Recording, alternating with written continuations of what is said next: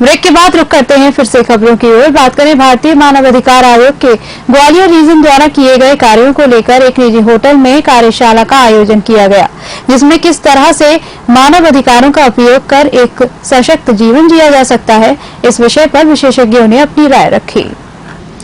मानव जीवन को जीने के लिए हमारे संविधान में मानव के अधिकारों का उल्लेख किया गया है, जिसे वह मौजूदा सरकार से अधिकार के रूप में अपेक्षा रखता है।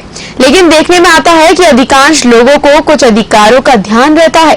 इसी विषय पर मानव अधिकार आयोग के वर्ल्ड चेयरमैन नेम सिंह प्रेमी एवं यूके से आई सैमी एंडरसन ने मानव अधिकार एवं उसकी सुरक्षा पर मौजूद अधिकारियों एवं पदाधिकारियों का मार्गदर्शन किया और उनके कार्यों का सम्मान किया।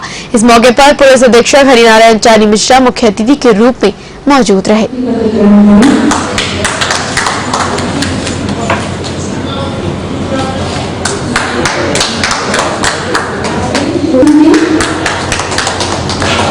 लगभग 1500 से के बीच में व्यक्तिगत देश और पुलिस के जवान अपने कर्तव्यों के लिए शहीद होते हैं और इस तरह के कर्तव्यों के लिए शहीद होते हैं, खान अधिकारों की रक्षा के लिए शहीद होते हैं।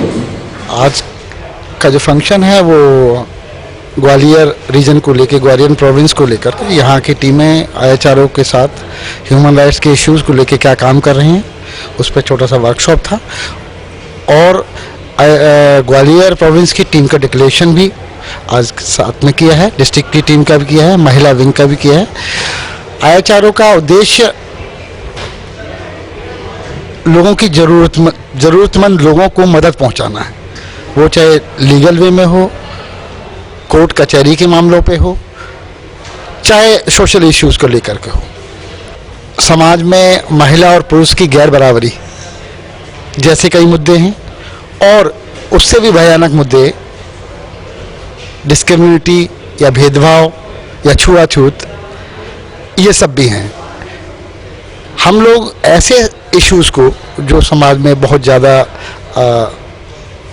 घर बना चुके हैं, बहुत ज़्यादा समस्या देते हैं, ऐसे इश्यूज़ को लेके अपनी टीम को, अपने लोगों को ज़्यादा से ज़्यादा अवेयर करते हैं और ट्रेनिंग देने के बाद उनको जगह जगह जिला लेवल पर या ब्लॉक लेवल पर उनको भेजते हैं, जिससे कि लोगों की मदद की जा सके।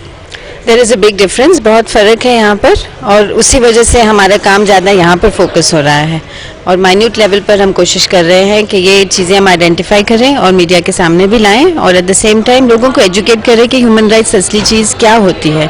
और UN प्रिंसिपल्स के गाइडलाइंस हम अडॉप्ट करते हैं। आपने अभी टेररिज्म की बात करी, उसमें भी UN की पूरी स्ट्रैटेजी गाइडलाइंस हैं ह्यूमन राइट्स के लिए। उसके 4 पिलर्स दिए गए हैं, एक पिलर उसका पूरा काउंटर टेररिज्म के लिए ह्यूमन राइट्स का है और हम वो भी चाह रहे हैं कि हम ये सब लोगों को टेररिस्ट जो होता है वो उसके भी ह्यूमन राइट्स होने चाहिए टू एन एक्सटेंट, लेकिन अगर उसने गलत किया है तो उसको सज़ा भी मिलनी चाहिए। गलत किया है तो टाइम लगेगा, लेकिन हम जो इसमें फोकस करते हैं कि टेररिज्म के जो लोग इफ़ेक्टेड हैं उससे, जैसे हम आगे हमारी लेक्चर्स में बात हुई है कि जो फैमिलीज इफ़ेक्टेड हैं टेररिज्म की वजह से, हम ह्यूमन राइट्स वहाँ पर प्रोटेक्ट करते हैं under the UN principles of human rights. Main difference ये है कि एजुकेशन वहाँ पर ज़्यादा है and in spite of education domestic violence हमने वहाँ पर देखा है एंड यहाँ पर एजुकेशन कम है, वो भी डोमेस्टिक वायलेंस है, but it is I think the mindset and the culture which is a big difference between the two countries.